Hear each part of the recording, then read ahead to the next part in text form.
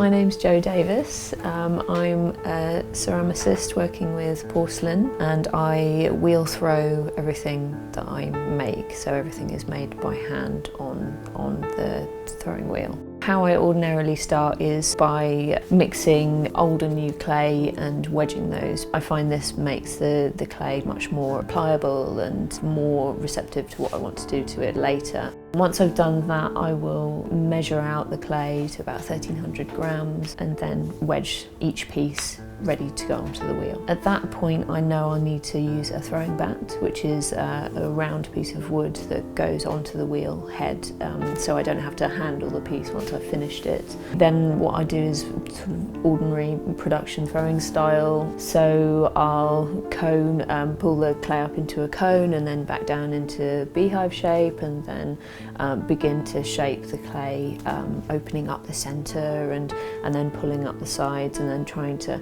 make the shape, the side of the shape, as clean and clear as possible. So internal spaces for me, it's fine to have nice throwing lines, but then for this particular design I wanted it to be quite blank on the outside. So I'll take away the throwing lines. As I'm doing that, I'm sort of considering the shape quite a lot, the profile of the shape. In my mind's eye, I'll be imagining the cross section, the line that I'm trying to achieve. I'll take the throwing bat off the wheel, just lever it off, not touch the piece until the next day.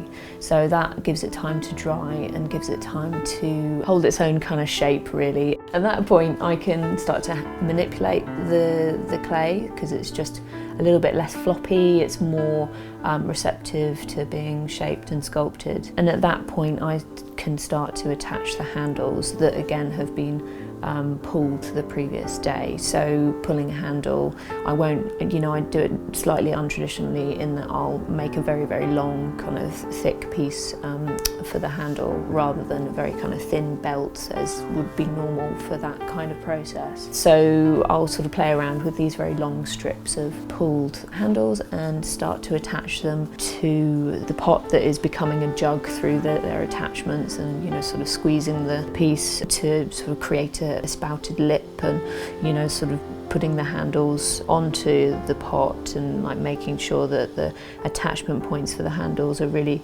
pushing into the pot to make sure that it sort of looks like it's having an impact on it. So this is it's quite important to know exactly when to do certain things to the clay, because you're kind of working with a balance of evaporation and when the clay is at its most elastic, but then it's most forgiving in some ways too. So there's a balance of what you're trying to achieve in that. So you don't want it to be too wet and floppy, but you still want it to be elastic and receptive to being moved around. I'll slowly move and sort of create tension within the body of the jug, or whichever piece that I'm making, to really sharpen up the form, and use sponges and my hands and fingers to just make sure that the piece is really in absolute tension.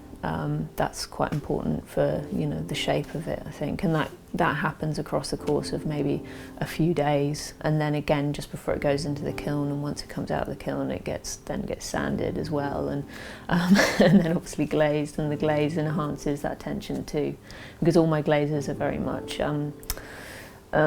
they're designed, they've been developed to be really, really liquid, to feel really liquid, and to feel very satin and tactile. So the way they look is as important as the way that they feel for me. So that's what I'm trying to achieve with the work. So sort of this little liquid tension thing happening.